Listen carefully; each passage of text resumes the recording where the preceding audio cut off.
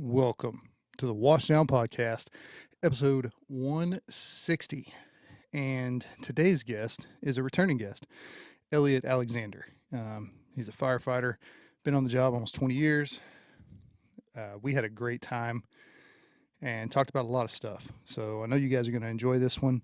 So remember to like and subscribe, all that good stuff. So here you go, episode 160 with Elliot Alexander.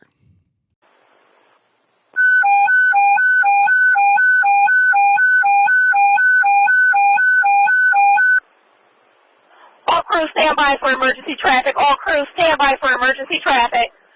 That's the unit with the Mayday. Go ahead with your traffic.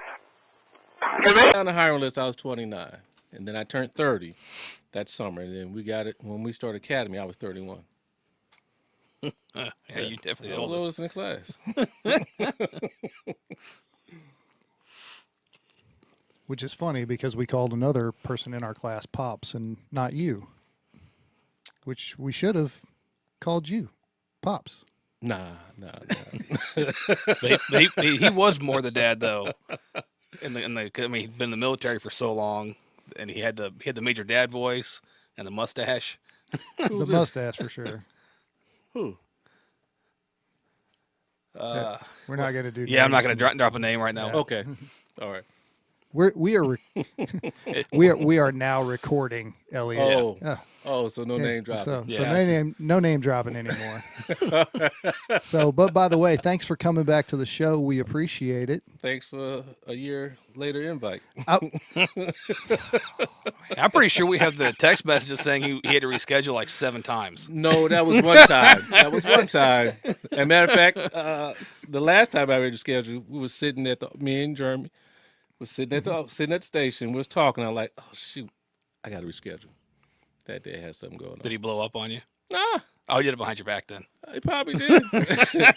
He hadn't changed in 20 years. A bunch of MFs told me about it. Probably. Fucking up my scheduling. Yep. I got all this shit lined up, and you're going to reschedule on me? Mm-hmm. Hey, I try to run a very tight ship around here, and but then, I got Nelson to deal with, so... Yeah, I mean, there's holes all over the ship. Yeah, it's like a submarine with a screen Where's door. your other counterpart? Isn't the other guy? Oh, Moran? Yeah. You said no name dropping, so I didn't want to say it. Yeah. He's part of the show. Yeah, James is part of the show, so we can talk shit on him. Oh, okay. Yeah. And he doesn't watch the podcast whenever he's not on it, so it's fine. So, yeah, no, he's busy, man. He's got a lot of stuff going on, so, he drops in when he can, but that's the thing that, we've kind of gone towards with how we're kind of structured and how we're doing stuff is, I need one of them here. Yeah. Obviously, because now we have to have somebody to run the computer and the cameras and all that stuff. Whereas before I could do a lot of stuff by myself. But, just one of them has to be here all the time. And we just kind of rotate through of who can make it, who can't. So, because we've all got jobs and lives outside of this. Oh, yeah. So. I get stuck a lot. So saying you ain't got no life outside of this? No, I do.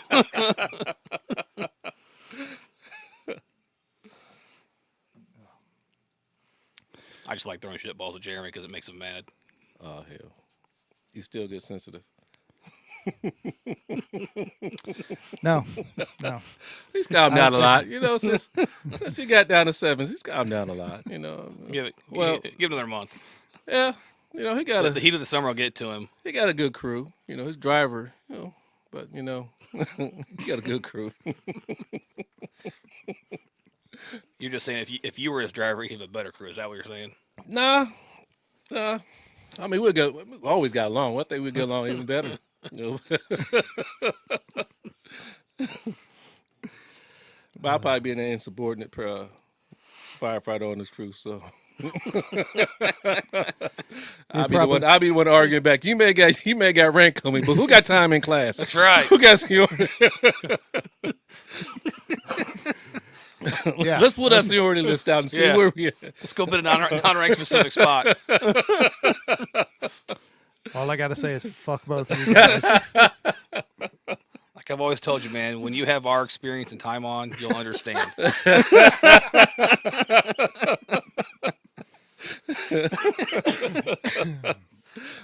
the vacation day, let us know. Yeah. Oh, what is it? How many spots do you got me by? Like maybe 20, I was number 5 in the class, so I got you by 25. and then Elliot. What were you? I wasn't 25. I want to say Elliot was. I want to say I was somewhere in the teens, like Yeah. high teens, like close to 20. Yeah. I thought you were right there in the middle, like 14 or 15. Yeah. We got to put a list out. That list, 10 are gone. Yes. It's weird, man. Oh. It has been that way for a while. Well, hell, we lost one right in academy, but right on probation doing JT. You know. We did lose one in the academy. Yeah, we lost one in academy. Yeah. And Actually, we lost 2 in the academy because we lost one that deferred and then one that got deployed. Yeah. then, yeah, but he still kept his time. Didn't Yeah, he keep his time? Uh, Seniority time. He kept his seniority time. Yeah, he kept his seniority time. So, but when he came back, he had to go through the whole process Yeah. over again. But Yeah. Was it me and you, Chris, that were talking the other day, kind of going through our class list and who was left and who was where? It's Yeah. like, I think everybody in our class is either a battalion chief, a captain, or a driver, except for like 4 people. Yeah, I think there's 3 or 4 left. really, They're just still firefighters. well, you know, Hey, not everybody wants to be a driver. Or Exactly. captain. There's a Not- job here for everybody, and Yeah. I'm all for it. and that's the thing. Some people are comfortable with being a firefighter. They don't want the responsibility for being a driver, and some don't want the responsibility of being a captain. They may not be suitable to lead, or they just don't want responsibilities and everything that comes along with it. Nothing wrong with that. Yeah. And you need good senior firefighters that know what they're doing. Yeah. And have that connection with the younger generation because you are the same rank. Yeah. It's a little easier to train and kind of mold them that way sometimes. And some of them, you know, those senior firefighters just don't want to promote up. They're good as far as teaching the young firefighters what needed to be done. It's how you do it. Well, they're still leaders, Yeah. you know, Yeah. because the younger firefighters look to those senior firefighters to do the right thing. Yeah. And you know, it's an invaluable position in the fire service, and I think that it's been lost somewhat in recent years. Mm-hmm. And I don't really know how we get that back, other than to just kind of push people into it. Well, the job and the fire service in general is a lot younger now than it ever has been. Yes. And I'm sure there's been periods where it's been young again I before, but I was it thinking is of, really, really young as far as the firefighters go. Didn't they just drop the age? You could be 18. It wasn't 18 when we came on with it. it was 19 whenever we came Yeah. on. Yeah. So, and I was actually, it's funny that you bring that up, Chris, because I was actually thinking about that on my way home this morning. And I think it kind of probably is just like everything else. It goes in cycles of, you know, you have your top heavy or old heavy in the department, just like every other career field. And then those people leave and it seems like you're young, but then those people stick around for a long time. And then all of a sudden your department's old heavy again.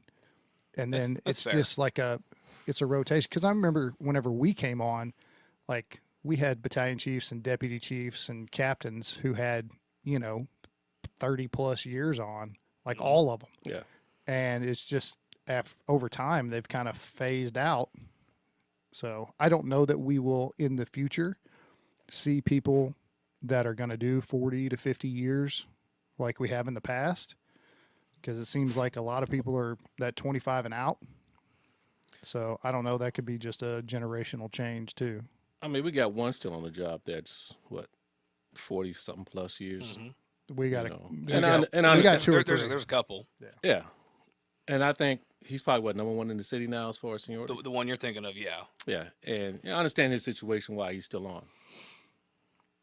It's his family health issues. Gotcha. As in department has, the city has great health insurance, so- Absolutely. and that's the reason why, he's still working, still on the job. But shit, 25, I'm looking at the door. I may start. But you got a little one, though. She's 11. 7 years she'll be graduating high No school. way she's 11 already. She's 11. 7 years she'll be graduating high school. So at 25, I may start motherfucking people. on my way out the door. Because and I tell some of the old people, you talk to some of the people who have their 25. When you talk to them, and they tell you, it's great to have my time because I can go day by day. Mm-hmm. I can come in and say, you know what, today's the day I'm leaving. It almost seems like a stress reliever. Yeah, I made it. So any day is a day. I can Yeah. just say today I'm out of here. And like you said, it is a stress reliever because everyone's looking to reach that finish line. Mm-hmm. And be able to cross that finish line without getting a pensioned off or a medical or anything, but actually finish it, completing it. Yeah. And be done, So the stand for 32? No, I can't see that happening. 27? It depends where I'm at. If I'm still down to sevens, maybe. If I'm at the airport, 27 be it. You make 32 if you go to the airport. No. No. What about taking the captain's test, Elliot? Fuck that test.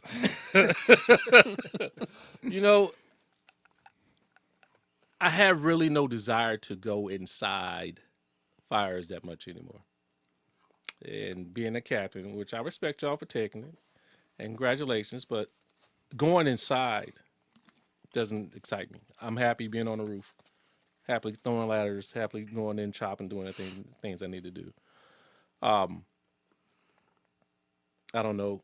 Actually, I really would like to do some kind of like recruitment, professional development area, going out doing speaking and engagements and stuff like that, talking to kids about the fire department. I'd love to do something like that. But being a captain, I don't want responsibility of being supervising people. I've done, prior to the fire department, I've done many jobs as being a supervisor. That shit tiresome. Dealing with dumbass people and their problems. It's just like, and now you come into the fire service and you're dealing with same dumbass people that do stupid stuff on the job, and you're dealing with dumbass citizens that call us and then get mad at us for calling. We had an incident where, excuse me, I was riding out one day and we had a call and there was a medical alarm. We get there, a gentleman starts, we knock on the door. He's irate because we knock on the door. He's like, this is the 12th time within a month that you guys showed up, and I'm just trying to explain to him that we just didn't show up for any reason. Yeah. Whoever your medical system called, they called the fire department. We here to check on you for medical welfare. Well, one of my firefighters, high-tempered, short I know where this is fuse, going. started, guys motherfucking us. He starts getting all heisted. I'm like, dude, shut up. Step back. Just let me handle this. And he's just, he can see steam coming out of his fucking ears, and he's just upset. I'm like, dude, stop. Just back away. Let me handle this. Finished conversation with the guy. Told him, you need to contact your medical service, whoever you got your medical alarm with. Have a good day. We left. Get back toward walking down to the elevator. Put him aside. Like, hey, listen, you want to be WOC captain sometime in the next couple of years. That shit's not going to fly. Mm-mm. I said, and if you WC captain and I'm driving, I'm snatching your ass out the seat. Bottom line. I said, we still got to provide customer service. Yep. Whatever problems you got outside the job, don't bring them to the job. But we dealing with citizens. No matter how much of an asshole the most of them are, you still got to have a level of professionalism. He might not understand how that medical alarm really works. If you roll over, if it's the one they wear around your neck, you roll over on it, and you push the button. You won't even know you pushed the button. Yeah. Especially if you're older and you're hard of hearing. Yeah. Now you can't hear the speaker talking to you, and then they're going to think the worst. So what do? We send the cavalry. Yeah. Well, I didn't. No, he was just had the door cracked and just leaning out. So I didn't check to see if he had anything around his neck. No, I'm just saying. I didn't want to see anything. Yeah. But maybe it was hanging somewhere else. Who knows? Dude, but yeah, it's like the call that we had the other morning. This lady called about water dripping into her apartment. We go up there, and of course, you go upstairs and check the apartment upstairs. I beat on the door, no answer. I'm like, well, I'll try it, and turn the knob. The door opens. I crack it open. I'm like, hey, fire department. This dude, bed in the living room, butt ass naked. It's like, I left my water running in the sink last night. I'm like, What? what? That's an expensive mistake right there, son. Yes. Or look at the automatic alarms we run with businesses. Yeah. And or they have a pipe breaks for their sprinkler system. Yes. And they're like, "Oh, you got to shut our water off." I'm like, "That ain't happening, man. It's a you guys thing." Yeah. Or reset our system. No. Yeah. That's a you thing also. We don't do that. Yeah. There's no fire, there's no threat, there's no issue, no hazards. We're done. Yeah. The rest of it's on you. Well, we don't know how to. I'm like, I'm sorry.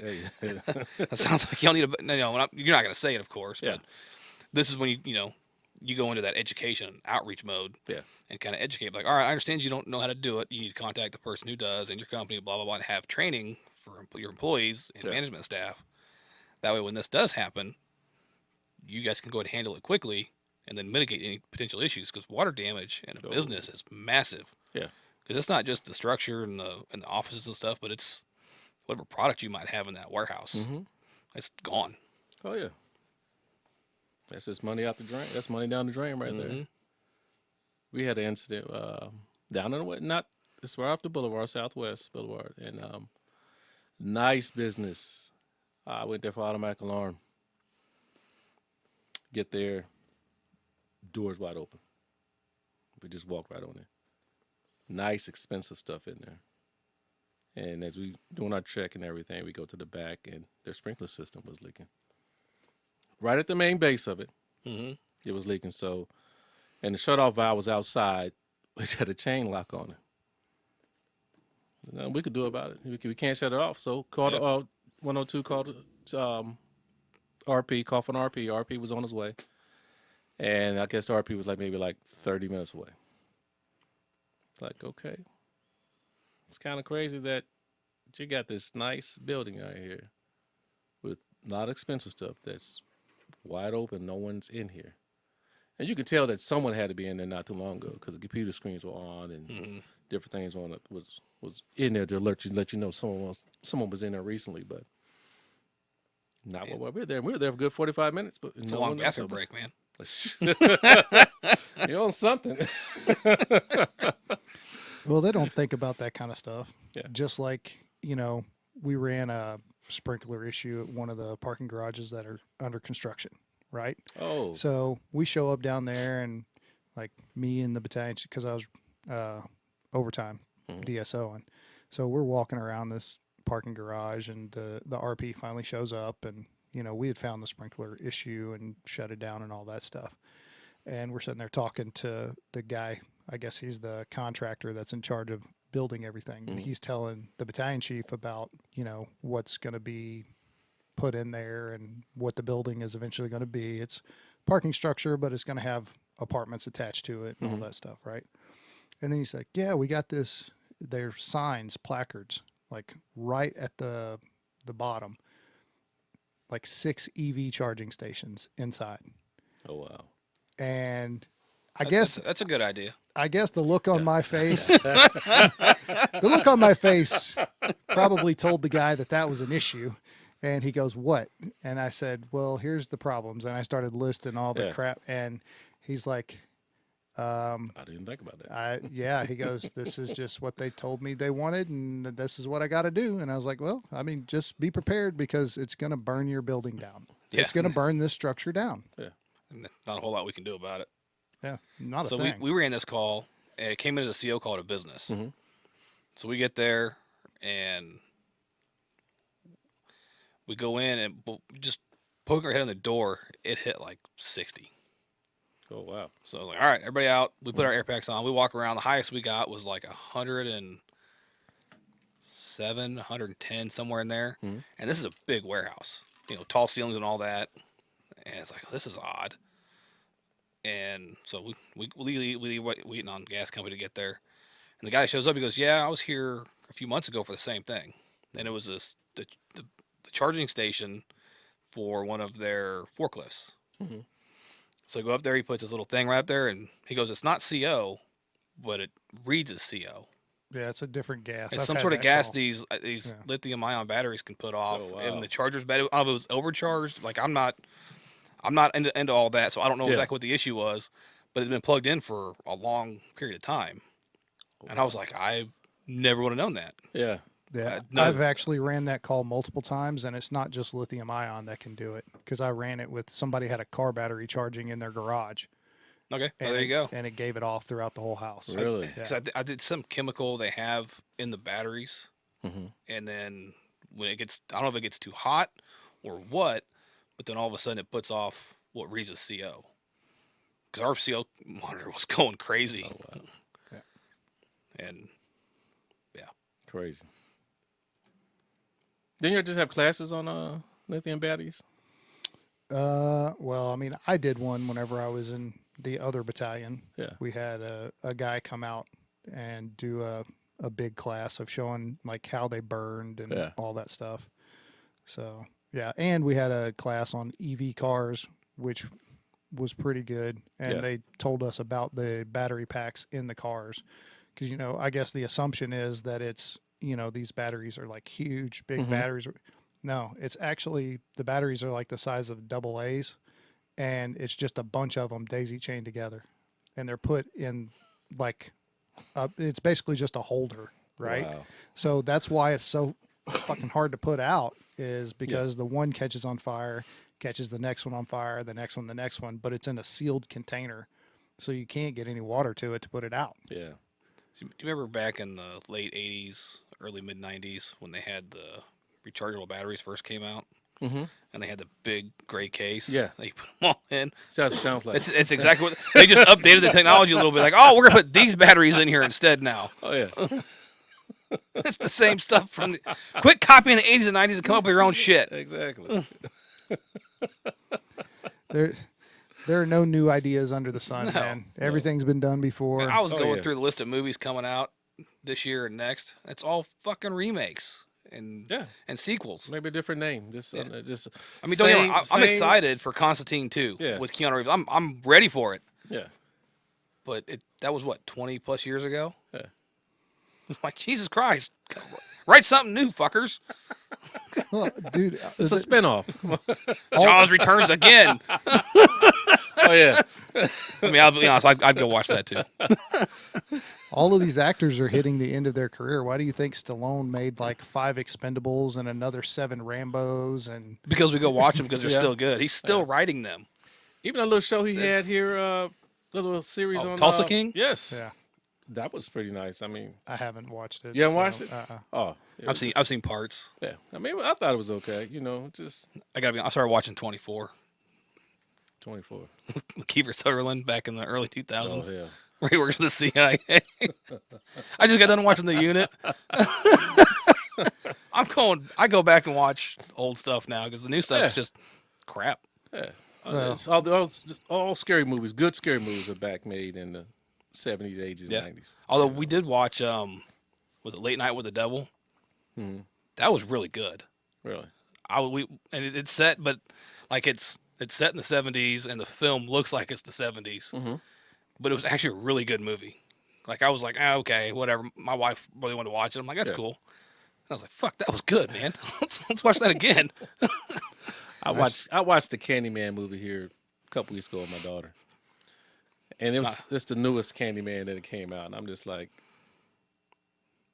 this ain't scary at all. Not the same, is it? That's not. But they did at the very end. The original Candyman came out, and they showed his face, and he did a little part. But I'm like, this shit ain't scary. But see, he Well, made it that way. The difference in how they made movies then, as opposed to how they make movies now, like the scary movies from back in the day used to be all about suspense and the build up before the monster's revealed, and now it's just like the monster's just like in the first fucking scene. Oh, yeah. Like and they rely on graphics and effects and all this shit to kind of like make it scary, but you lose that suspense factor. Yeah. Oh yeah. I started rewatching Iron Fist the other day, so I'm almost done with the first season of that. We watched Abigail the other night. Have you seen that one yet? That was actually pretty good. It had some. It wasn't really horror. It was more suspense, action, and comedy. It was pretty good. Is it on Netflix? I don't think it's on Netflix yet. It just came out. Okay. So she wanted to watch it, so we bought it. I mean, Oh, okay. it's one of those things where it's like $15 to rent it or $20 to buy it. I'm like, Is it on Prime? no, we bought it on Vudu. I'm sure it's on Prime though. Yeah, because one of those Prime you can rent or buy. Yeah. Yeah. And we did the same thing with Vudu. We just all our movies. Okay. And so just buy it. Like about the new Ghostbusters, haven't watched it yet. Oh shit. It's Ghostbusters, man. I mean, how many of the original characters still alive? 3. Yeah. How many played in that movie? Which one? The last one. 4. He knew that shit real fast. Exactly. They were all there. That's all in the preview when I saw. So like the new one has the so if you remember the original one, Yeah. you had the male librarian. Yeah. He's in the brand new one. Wow. He still works at the library. I saw it in the preview. I was like, yes. But you know, that's one of those nostalgia things, man. It brings you back to your childhood Yeah. and when you first watched it. And I grew up watching Ghostbusters. Oh, yeah. You know, yeah. love them. But seeing him and seeing people come back, Yeah. that's what I like seeing. I mean, he's still alive, just a little older. But So in the last one, it was all 4 Ghostbusters returned and Annie Potts. She had a small cameo. okay. Sigourney Weaver didn't show up. I'm still hopeful. I want Rick Moranis to come back. Rick Moranis can't walk around in New York. He gets beat up. That was Steve Buscemi. What? No, Rick Moranis. He got beat up What? too? Yeah, a couple years ago. Beats up Rick Moranis. I don't know. Oh my Some dude just gosh. punched him in the face out of nowhere. That's But what I happened did to hear- Maybe Steve thought he was a Buscemi. ghost. Slimer wanted his lunch, man.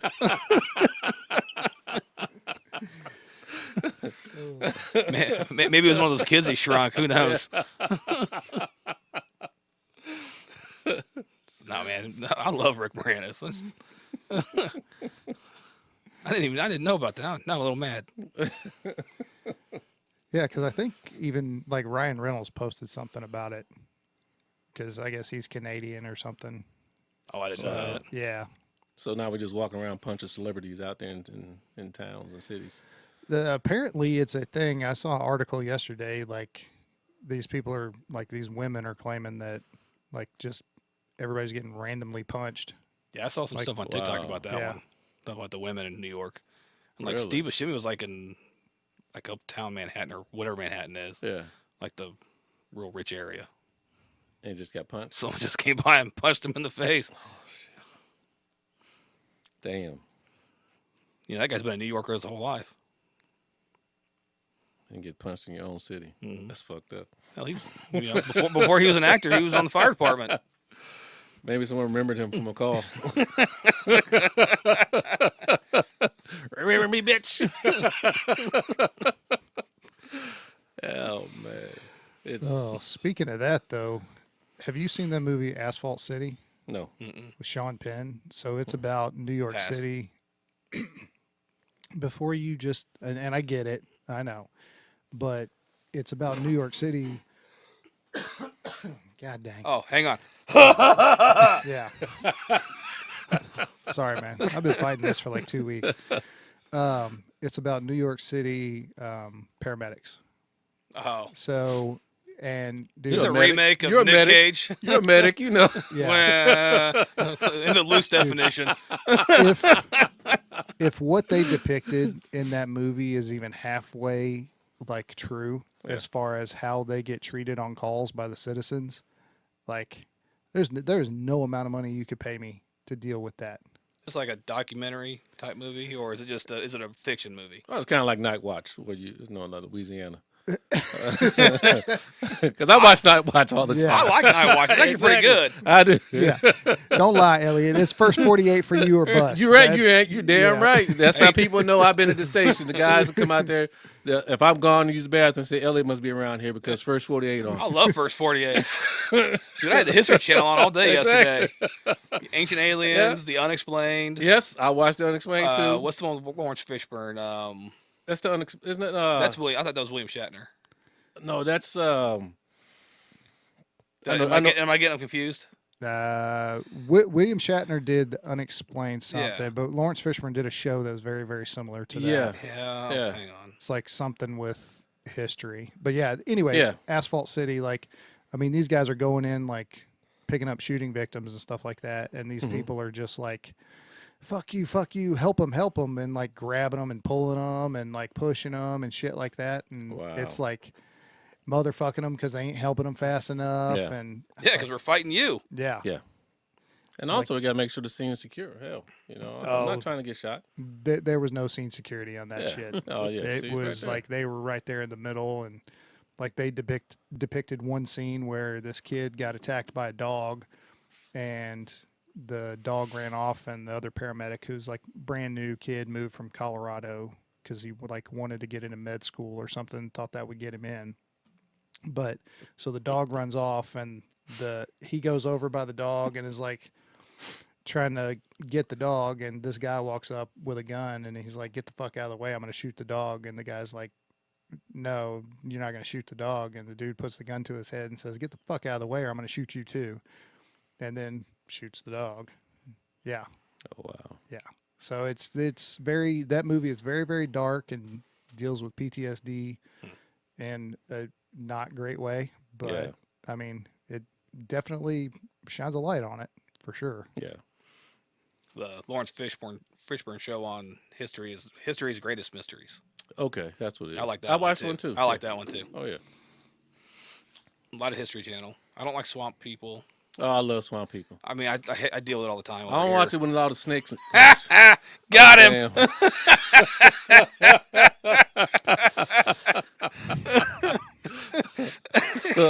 German, shoot him! Shoot him, German, shoot him! When he starts getting mad, his Southern Louisiana comes out. I'm like, what'd you say? He sounds like the coach and the water boy. So, Jerry, you from Southern Louisiana? No, I am not from Southern Louisiana. Don't let him lie to you. I am from West Central Louisiana. West Central. West Central. Oh, my grandma was from Eunice. Down there, Baton Rouge area. Yeah, I'm way further west, like 20 miles from Texas west. Oh, shit. So, yeah, the southern You don't even end. claim, so you might as well just claim Texas as your home state. No. I'm from Louisiana, bitch. No. You're closer to Texas. I lived in Louisiana. We shared water with Texas. We did. Toledo Bend. Yeah.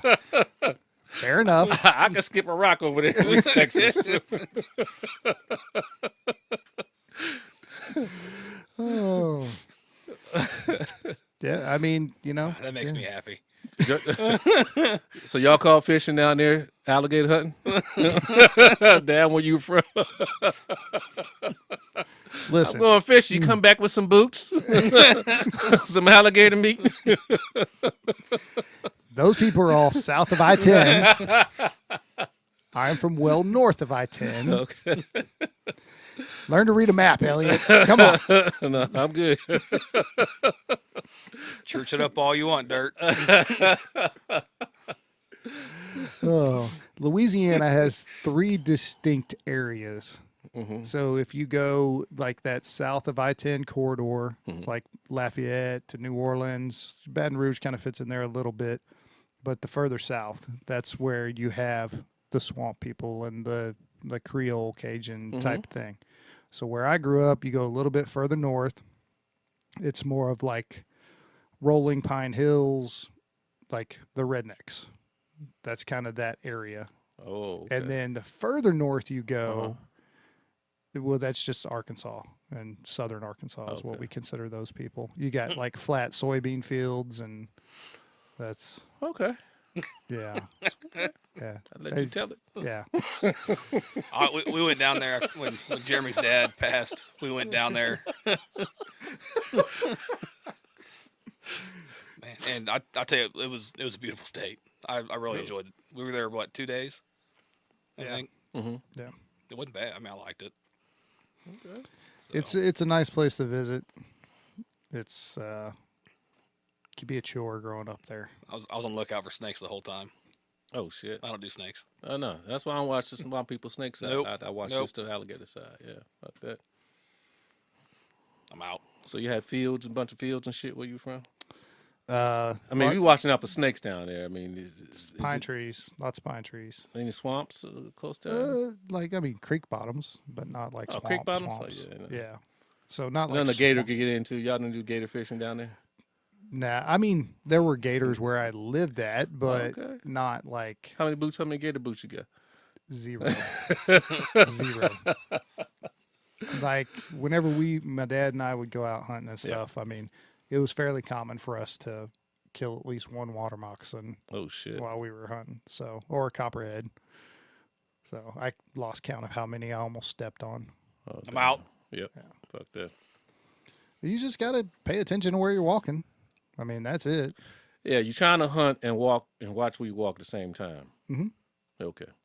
Then you're constantly always looking down. You're not looking up to see where anything. Because snakes don't fall out of trees either. Exactly. It ain't anaconda, bro.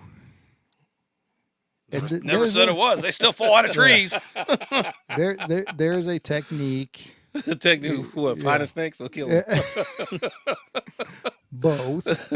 But no, so you have to look at the ground ahead of you. Then you take a couple steps, and then you look at the ground ahead of you again. That seems like a long day of hunting. Well, If I got to take steps and wait a couple seconds or wait a minute to look around, make sure nothing come slipping around. Okay, I think I could step 2-3 more steps this way.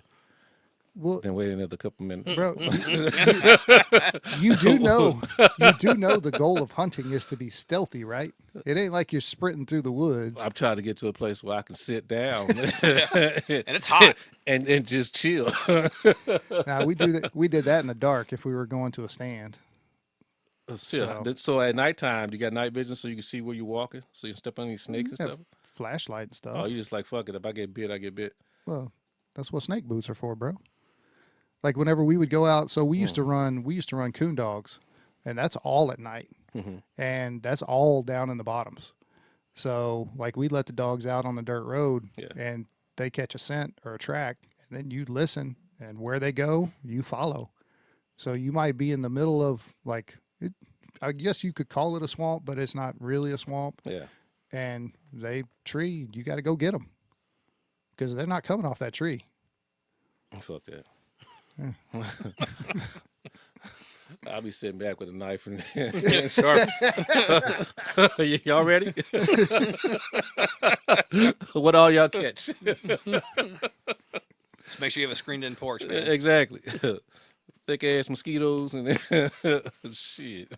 You walk outside during the day, it's insta sweat. Oh, And it's man. sticky. That dry. Yeah, the No, the humidity's humidity is so just- bad. Yeah. It's 100 degrees and 90% humidity. Yeah, that's why I laugh whenever everybody talks about how humid it is here. It's like, no, This is nothing. this is nothing. That's right. We also make fun of people in the South when they wear coats and it's 50 degrees. Yes. But I did hear I saw some reporter talking about that, some weather meteorologist, and they were saying it's because the air is different. So the 50 or 60 down there is colder than it is up here.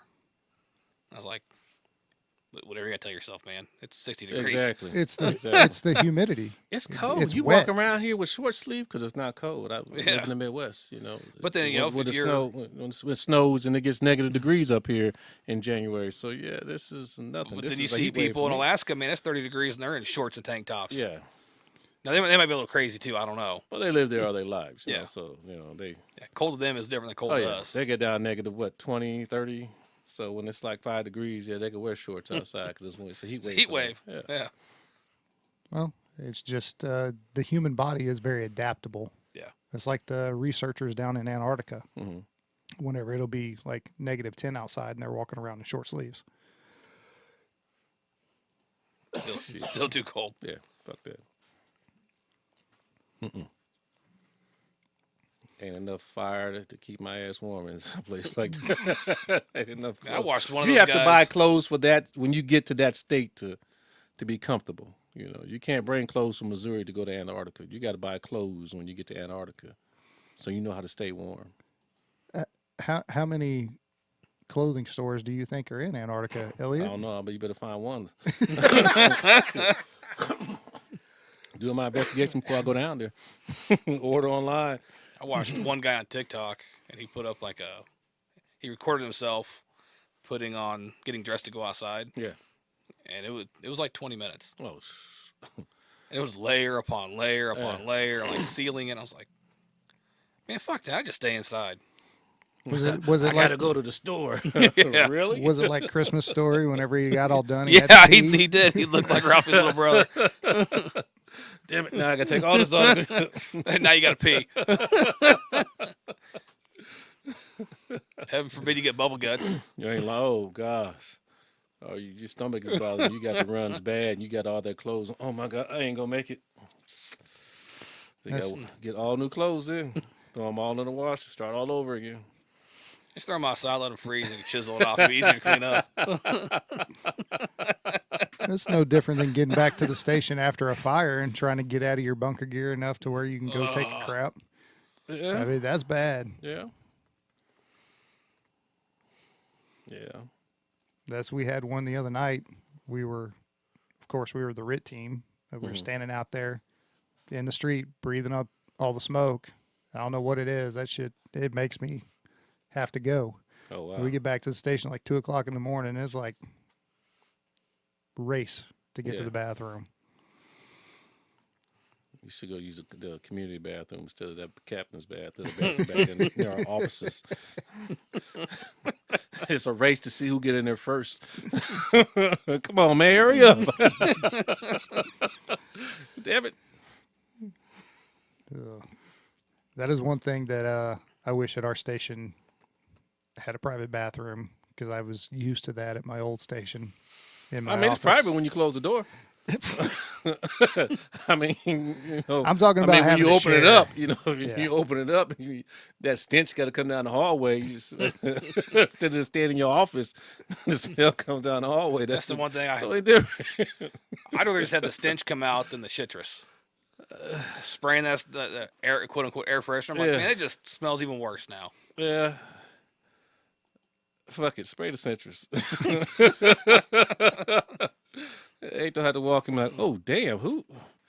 Yeah, spray the citrus. I'd rather smell some of that citrus than some right there, because sometimes I go back to, if our office's bathroom is being used, I'll go back to the community one, back to the bunker room, and they like that bad boy up in there. I'm like, God damn, can y'all at least spray a couple times as y'all sitting in there? I know y'all smell the shit.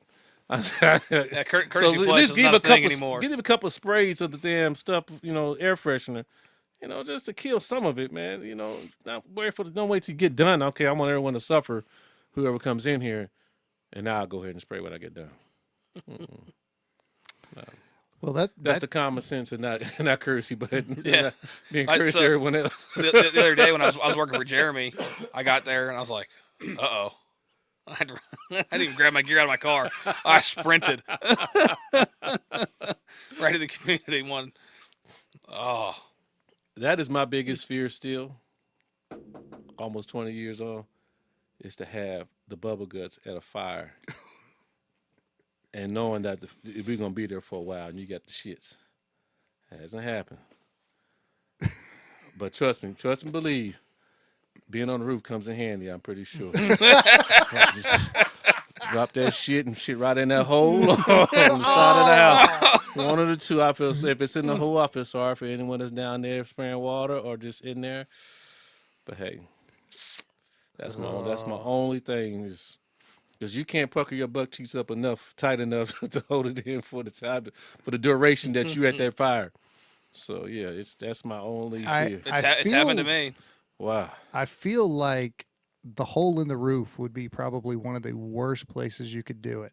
Oh, no, you sit on the peak and just drop your stuff, sit on the peak and just right down in the bottom. Just tell them, hey, y'all just stay over there and let me just finish doing what I'm doing. That would be me. Just stay over there, man. Let me finish doing what I'm doing. We can open another hole if we need to, but. So what about all of the smoke and the fire coming out of said hole? Well, I guess I got to wash my ass when I get back to the station. I'm going to do it anyway because I'm sure I didn't wipe. Because I'm on the roof, there ain't no toilet paper. So. Yeah, that's why you're supposed to carry a knife in your bunkers. Cut your underwear off, man.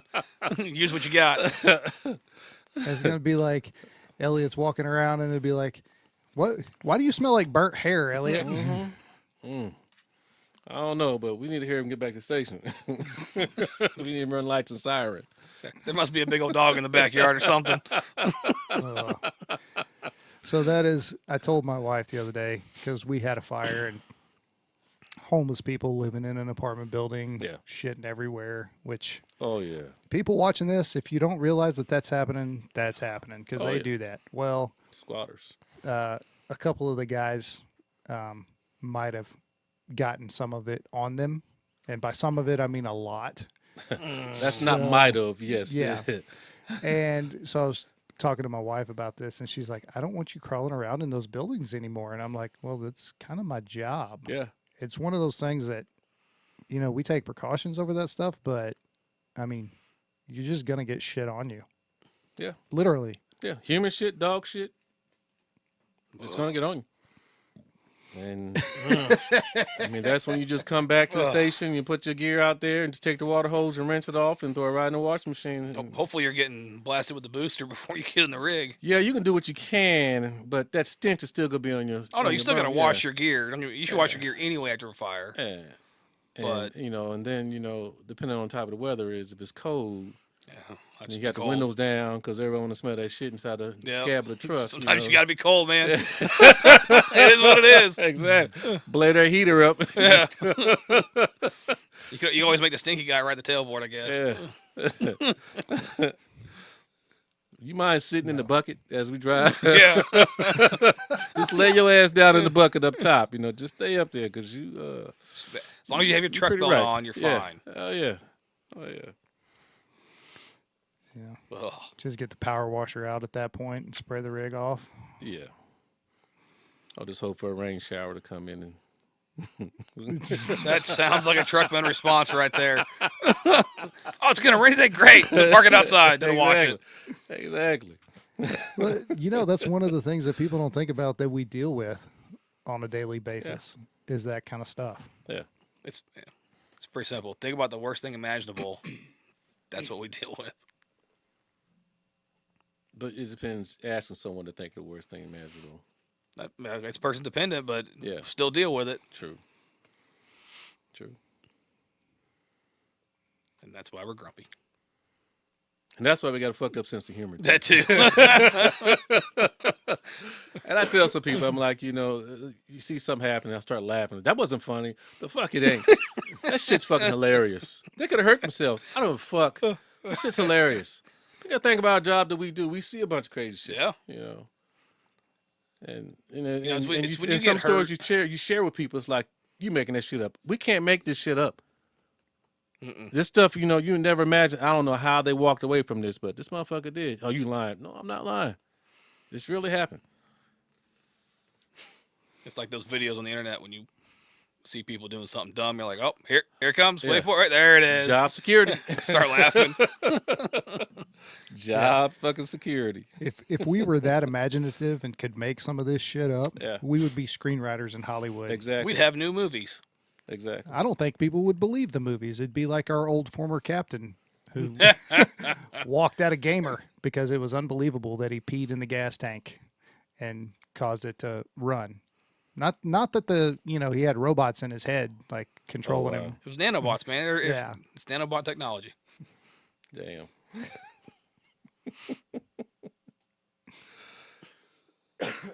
Our job. Seen some great things. Yeah.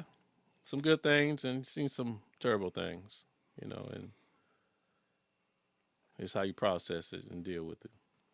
One thing I have learned over the years is I do decompartmentalize a lot of things, and sometimes transfer over to my personal life when you can decompartmentalize your feelings. Because when we at a scene, something happens, you gotta, whatever you're feeling, emotion, everything, that's put off the side. You gotta deal with what's at hand. But sometimes it gets spilled over to your personal life too. When you're in a situation talking, like me and my girlfriend, she be talking about some shit, and I'll just be like, okay. It's like, you're not really understanding me and feeling me. It's like, well, at that point, I'm shut down. And it happens because I don't want to deal with it right now. Or it's to the point that, okay, I'm done dealing with it. So I'm just going to separate my feelings and everything and just shut down right there.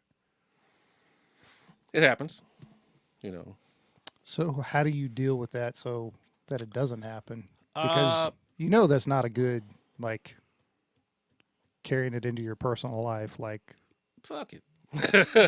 No, but and I do go to counseling, and I do have a counselor to deal with things. Some people is frowned. Some people don't understand, or they look at you as you go see a counselor or a therapist. They frown upon you like something wrong with you. You weak. There's something wrong with everyone. And just because you go see a counselor or therapist doesn't mean something's wrong with you. It's just like you help them process, find different avenues, to how to deal with certain situations and how to handle certain things. Sometimes talking to a stranger about problems is more better than talking to a family member or a friend. well, yeah, 100%. So, I mean, sometimes you need a professional to help you kind of navigate that shit. And there is a very real thing of causing secondary trauma to your family. I mean, if you go home and unload on your wife of all the terrible shit, or, your girlfriend or your brother or your sister, whoever it is that you talk to in your family, you're like, oh, well, I ran 5 dead babies today. Yeah. And it's going to fuck them up too. yeah. So you got to be able to have somebody that you can talk to and share those details with. And even if it's not details, but just share it with and get it out so you can process it. Yeah. Because holding it all inside, that's what leads to the drinking and the drugging and all the other shit that we do. Man, I don't do the drinking, but I do partake in edibles. I will say that. Not as often. Every now and then. I haven't had one about maybe a week and a half. But every now and then, but most of mine is like gummies at nighttime, to help me sleep. Because, like you said, I don't take it at work. I don't. As much as y'all look at me crazy. I don't. And I don't take it the night before I go to work. Because sometimes I'm still a little high when I wake up in the morning. So, like tonight, I got off shift this morning. So tonight I may take a gummy. Help me relax, sleep well. But then I wake up hungry as a motherfucker. That's the worst part, isn't it? Or I wake up in the middle of the night to go use the bathroom like, damn, I'm hungry as fuck. But I did it too early one time. I ended up making a bowl of ice cream with Oreos. oh, hell. My wife looked at me like, what the fuck? I was like, I don't know. It sounded good. It's delicious. Took me 30 minutes to make it, though. But falling asleep sometimes, it sucks, especially at work. I mean, my hardest thing, like for me, if I get woken up for a call in the middle of the night, 9 times out of 10 I'm up for the rest of the night. Because when I come back, I can't go back to sleep. Yeah, it's hard to go back. It's hard enough to fall asleep anyway. Yeah. And then you've been asleep for, 2-3 hours maybe? Yeah. Yeah, And you get up and you're on a call maybe 30 minutes, you come back, and I lay down, try to relax. And I pick up my iPad. Fuck it, I'm up. Yep. Start playing on my iPad on my phone. Worst thing to do. Oh, yeah. But I'm wide awake. Or I may get up and go get a bowl of cereal in the kitchen. I'll find something that's left over from dinner or something in there to eat. And then I'm still sitting there twiddling my thumbs. And I turn the TV on because I know I ain't going back to sleep. Then it hits a point where you look at the clock and you're like, it's not worth going back to sleep. Yeah. So might as well make the coffee. And by the time everybody else gets up, I drank a pot of coffee. Yeah. I ain't making no coffee. Fuck that. I don't make coffee in the morning. And I'm up before usually anyone else. You should make the coffee, man. Fuck that. I don't drink it. So? And? Just do something nice for your crew, man. The rest of your I'm station fucking mates. asleep. I'm being nice by not making a lot of noise. See, I think you should make a lot of noise. I should.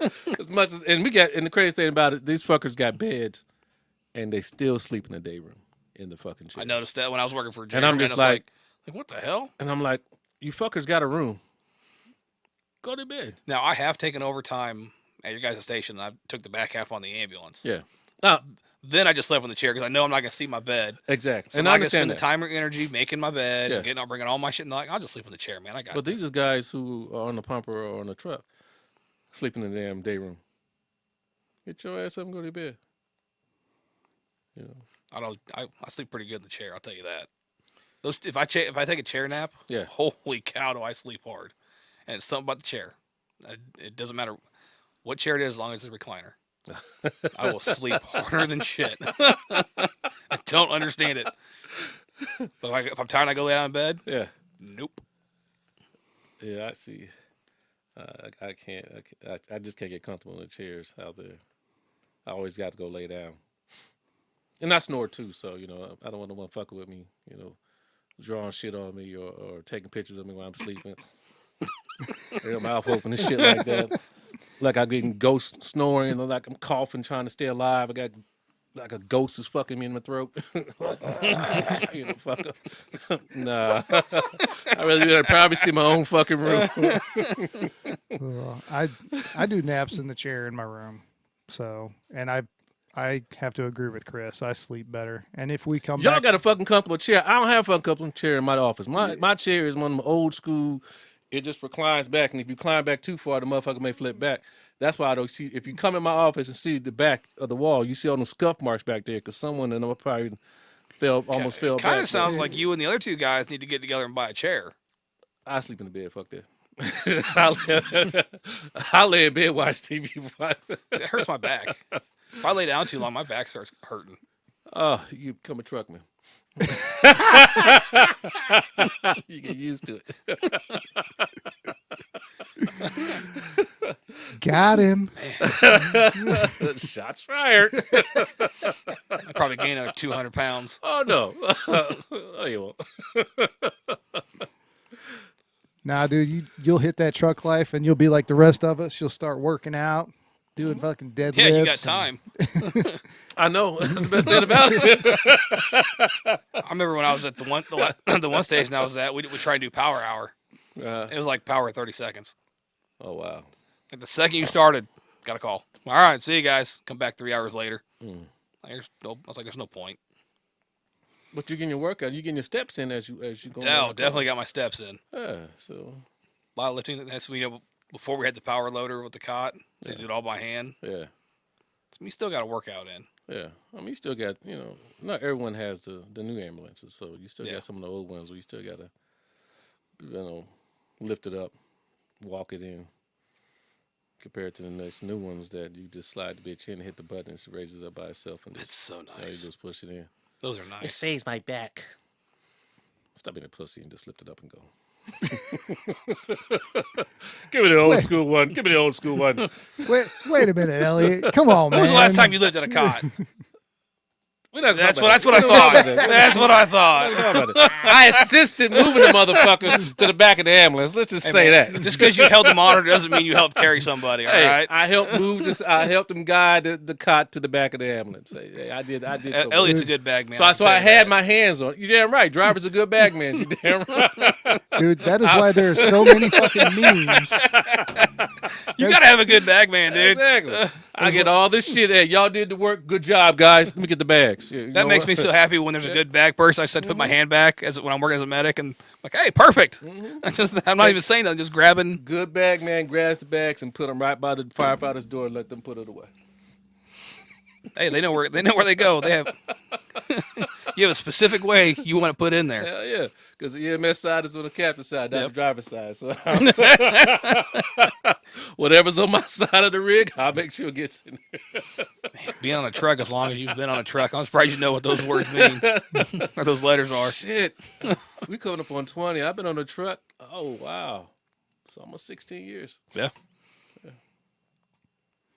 Truck life. Yeah. That's why there's so many of those memes about the engineer or the driver on EMS calls, not even putting gloves on, or somebody trying to hand them something. They're like, no. No. I mean, on a lift assist and stuff, I grab gloves and I put them on. I may get in to help, but usually firefighters, they used to push me out the way and said, no, we got this. Okay.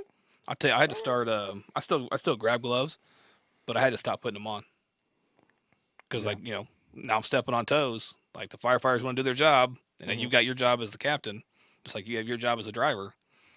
Like, you're not doing your job, man. You're doing our job. It's like, but I'm assisting. But I still want to do things. Yeah. Like, no, fuck off. Yeah, I just want to assist. I want to help. So now Step back. Okay. Fine, So now I hold my step gloves in my hand, waiting. Yeah. They're like in the ready position. And all I gotta do is. And then that one time when you don't do shit, they look at you. You gonna help? Wait a minute, dude. Wait a minute. Oh, time out. Your fuckers used to tell me not to do nothing, and now you want me to get involved? I touched the nozzle not too long ago. I thought I was gonna get my ass beat. Oh man. I was like, "You set it down, not me."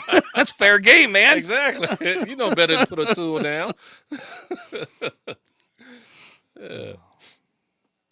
That is one of the hardest things about making the transition is going from being the person who does everything all the time Yeah. to being the person who supervises everybody else doing the thing all the time. Well, then, like, the guys at my career, and this not a knock to anybody, but everybody's an EMT, and they're like, well, you're a medic. Like, yeah. This is a medic call. This is a BLS call. Yeah. If something turns critical, I'll take over. But you don't have drugs on your rig. But I don't have any. Well, Yeah, you have no. Is your rig ALS? no. Yeah, so I mean, I don't have any drugs on here to push if something goes. No. But still got to wait for the ambulance to get there. But Yeah. I mean, push come to shove, what we gonna do? Compressions. Yeah. We did when we ran. we're gonna do compressions. we were filling in Yeah. for a station that was at a big fire, and we ran a code. It was like, just start pumping, but get an airway. Yeah. But it's like, but you go into that natural medic mode. Yeah. They're doing the work, but I'm still being the you're still the captain, Yeah. and Still supervisor. Still got. like, all right, we'll get these done and we're good, and wait for the ambulance to get here, and then we'll roll. Yeah. We got a pulse back on that guy. We got a post back in December. We had a lady fall right outside the church. She was going to the mass, and she fell, and truck 6 got there. We started CPR on her and everything. We shocked her one time, and then we started compressions again. And then all of a sudden, she took this deep breath. I think she was 79, and her sister was 82. Yeah, she fell back on her sister, and she coded and fell back on her sister. We got a pulse back. Awesome. The medic unit got That's there, good got her to the hospital. It was like, hey, we got back to the station. They asked her what happened. We said, yeah, we had a code save. It's not a code save unless they walk out the hospital. Bitch, we got a pulse back. For a truck company, we got a pulse back. We taking this fucking code save. Don't try to steal it from us. That's a win in my book. If Exactly. they've got a pulse whenever we drop Exactly. them off. That's Exactly. absolutely That's a a win. win. She had a pulse. Now, if she made it after that, we don't know. What happened at the hospital, that's on the hospital. But when we got her back and y'all transported her, she had a pulse. She was breathing. So, God, those make you feel good, don't they? yeah. All that. I mean, it's so much work doing CPR, and it's worth it. Don't get me wrong. Yeah. But when you get that pulse back, it's just, It's like, whew, we got it. and then your whole day is better now. Yeah. It was nighttime, so the rest of the night was good. So, but yeah, like I said, we don't know what happened to her after she got to the hospital. And one of the guys, the medic that took her was from Westport Station, and they were like, we saw a couple of shifts after. Said they did it as soon as they got there. She still had a pulse. They took her in for a scan, and she probably had brain bleed and stuff like that. Brain bleed. But they said her chances of probably making it, he said, probably slim because of her age. We don't know. So we never know what happened to her, but Yeah. but we did get a code save. I'll call it that. That's, and that's something that's, But you gave her a chance. That's the big thing. Yeah. It's us getting a pulse back in the field as quickly as possible. Yeah. Now, even if your chances are slim, people have recovered from less. Yeah. Even at her age, even with a brain bleed, you don't know what's going to happen. Yeah. And you can recover. And you guys, our job is to give you the best chance possible. Yeah. That's what we do. so I want to switch gears and go back a little bit because you were talking earlier about, how you see a counselor and everything. At what point in your career did you start doing that? When did you see the need for it, and like what kind of pushed you I've into been doing it? going about 3 years now. 3 years now. What brought that on? It was just avenue a lot of stuff that was going on in life. I was going through divorce, and just a lot of build up from a lot of stuff that was just going on. So it was like, I really need to talk to someone. So, excuse me. I still go to this day. I want to see her once every other week. Still talk, process things, and and it's some stuff that from that we have from childhood, growing up, all the way up to adult life, and also the job that we do. we can suppress a lot of things, and then we don't address those things that we suppress. We just keep trying to dig them deeper, deeper, deeper, and try to forget about them or push them away and not deal with them, bring it to the surface and actually deal with it. We just keep pushing it back. Well, this counselor is helping me bring it to the surface, deal with it, and push it away. Confront it, deal with it, and then move on. Yeah. Now with the job, I mean, there's always going to be stuff with the job, things, just stuff that we see that it's not normal for a normal person to see.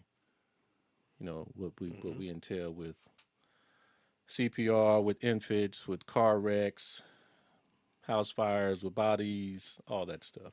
It's things that we see that it's not normal for a person to see.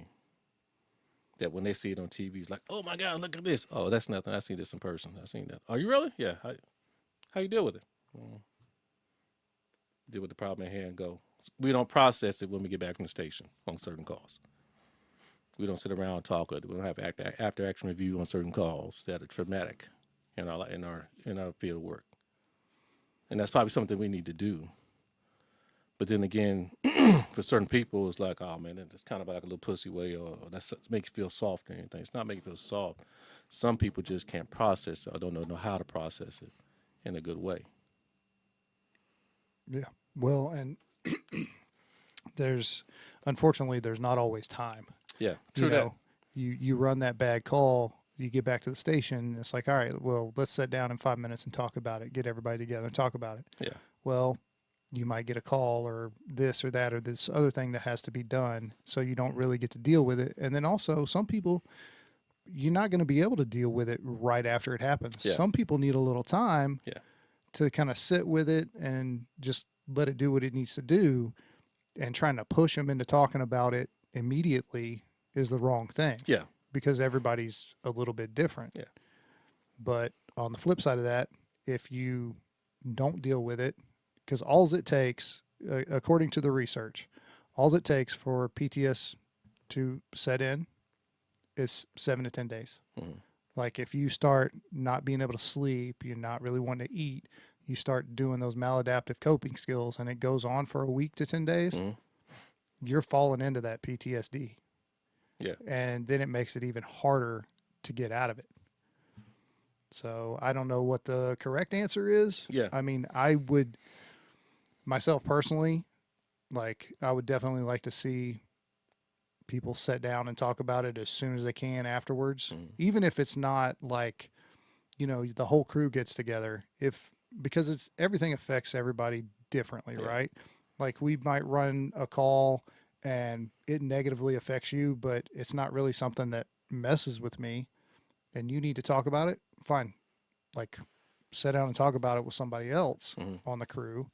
It might not be a whole crew thing that needs to be talked about. Yeah. But at least start doing that. And At least put it in the air, if y'all want to talk about it, we can set aside time, or begin the next shift, or later on that evening you got time, or a couple shifts later. Hey man, that call, man, it's still kind of bothering me. Well, let's sit down and talk about it. Yeah. Especially for your younger people that's coming on that's never experienced anything like that, and you have a seasoned person who's experienced this stuff. Well, let's sit down and talk about it. I've been when you've been. Let's what's going on through your mind. Let's chat it up. Yeah. Give them an opportunity. Yeah. And some of these news guys may not know how to even start the conversation about how to talk about stuff like that, because they never experienced it. Oh yeah, I want to be a fireman so bad, this and that. Then they get here and they see the stuff that's going on. It's like, oh shit. And then, Well, it's not just seeing it; it's hearing it. Yes. Hearing the family, and then the smells. Yeah, experiencing all aspects of and it. then you're touching Yeah. people and things, and people aren't supposed to feel the Yeah. way they feel sometimes due to an injury or whatever, and then so you're really getting all 5 senses Yeah. into it. And I mean, we all know smells can trigger something real easy, real quick, Yes. or food. there may be a story about a sandwich. Someone's bad cooking. No, it was good. Oh. We had a GI bleed. Oh, and the guy had been laying there for multiple days. Yeah. Medic walks in. This is before it was right when we merged. Yeah. And he takes the covers and throws them up, so it all wafts up. And I made it like 2 steps out the door before I puked. Oh. Oh man. I'm good now. I can eat the sandwich. Yeah. Now it was the big sandwiches that we'll make for lunch. Yeah. It was one of those. Yeah. Couldn't have it for a long time. Oh yeah. I'm on time. I was floating. No, I got detailed to station down south, and that's when we first came on. And we ran a lady, heavyset lady, on the 3rd floor. She had fallen and broken her wrist. She was 300 plus, and it never fails. All the fat people live on the top floor for some fucking reason, and yeah, always boggled my mind. Exactly. We had to get her on the stair chair and get her down. And she had sat and shit and pissed on herself for a couple of days. And we had a steak dinner, potatoes and everything back at the station. So needless to say, as we got back to the station, I just threw my shit right in the trash. No. I'm done. I'm not eating. And I was hungry as fuck, but yeah, after running that call, shit and everything, get back, look at the steak. Throw it away. Fuck it. It's funny though. Now you'd go back and eat that meal. Yeah. Wouldn't bother you one bit. No, not now. That's desensitization. I don't know if that's a good thing or a bad thing in that regard. Well, I may not eat it right then and there. I'll cover it up, eat it later on, but I'm still going to eat that motherfucking meal. like you've never ran a nasty call and got in the rig and ate a candy bar or a power bar or something. Nah, I haven't. Nope. I have.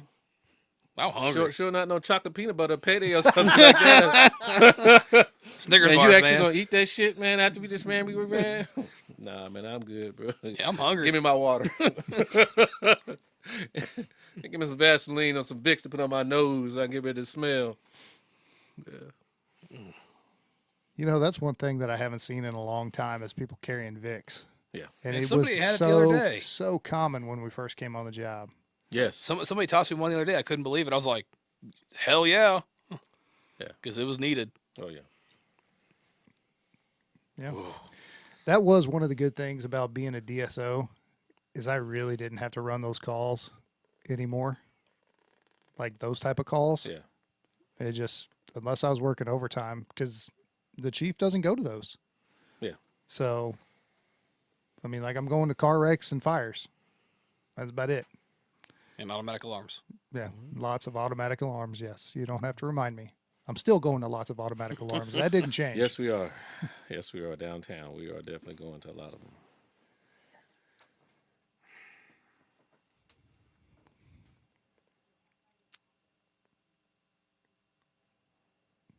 Deep in thought there, Elliot. No, I'm just looking. I got an appointment at noon, so I was just looking at time. That's about it. Well, He's calling it. I heard it. No, I'm not So calling fuck you out. guys. I'm out. I want out of here. I got another 5 more minutes. There's dogs upstairs I want to play with. Shit, no.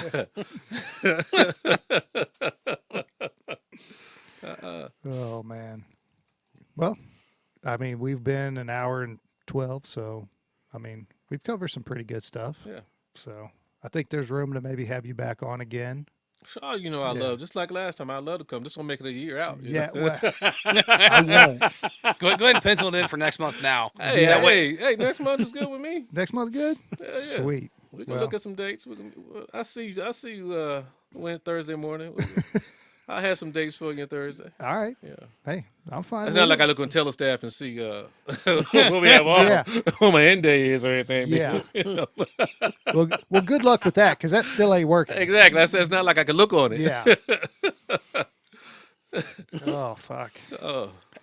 All right. Well, Chris, do you want to do closing thoughts, or Elliot? You want to go do closing thoughts first? No, man, you guys going to do closing thoughts, man. I was going to just say, watch the hole. Don't get pooed on at a fire. Yeah. Just, That's some good advice right there. Just don't I look mean- up. You know, Yeah. you know, if you see a hole in the roof, just don't look up. You know what I'm saying? Just keep looking down, spraying ahead, because you never know what's dropping down from top. Yeah. When you see that smoke going up in a certain way, just kind of make your way around it. Yeah. Don't walk through it. Yeah, if you feel something dropping down from the, oh, you hear it, it's something landing on you, just pops right off. It's probably not any We need to have a any code. fiberglass from up top. There needs to be a code word for that one. Yeah. Watch out! Yeah. No. Heads up! No, not heads up. No, because everybody's gonna look up. That's how you get the poo on your mask. They look up if they hope they have a mask on, because if not, it's gonna slap right on their face. It just be like that. What's that movie? Caddyshack, when dude's swimming in the pool and Yeah. chocolate. The baby Ruth. It's a baby Ruth, Yeah, man. Baby Ruth coming in. It's duty. Oh, Bill Murray. It's not so bad. There's no big deal. It was no big deal. That's what it was.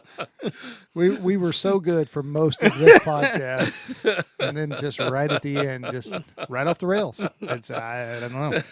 It's Oh, rat Yeah. farts. That's from All right. Caddyshack too, by the way. Oh yeah. all right, Chris. Closing thoughts. Come on, man.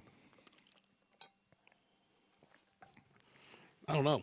I really don't know this time. I usually make that joke, but I don't know. All right. Well, then Teach the younger generation, I guess. It's kind of. I mean, we talked on that for a little bit. Make sure you're there for them, not just teaching them how to do the job, but how to keep themselves healthy overall, including their mental health.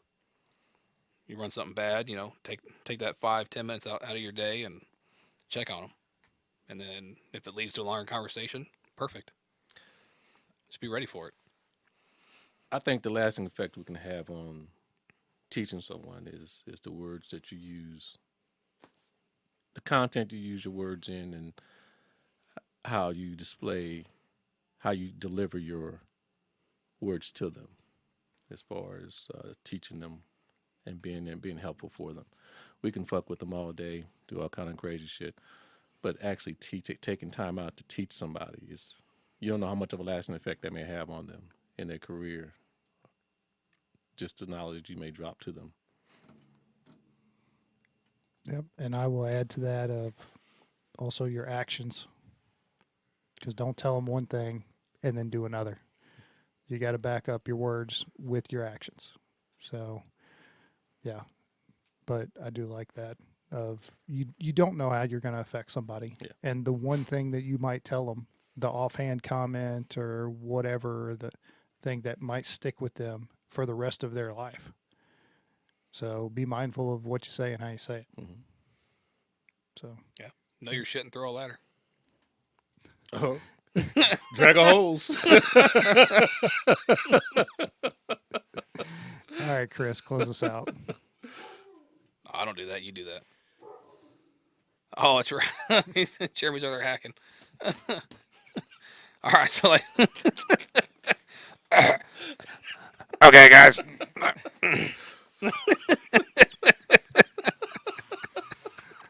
He got a tickle. He got a tickle on the throat. It's for the camera. I got a tickle on my throat. give me the finger off camera. That ghost is getting him over there, man.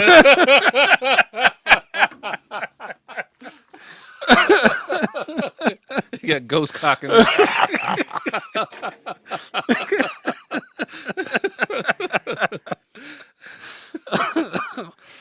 Thank you, guys. All right. As always, guys, if you're struggling, reach out. You can always contact us if you need more resources, and there's always multiple avenues, and just don't hesitate. That's all I got. I do it different than Jeremy. Reach out.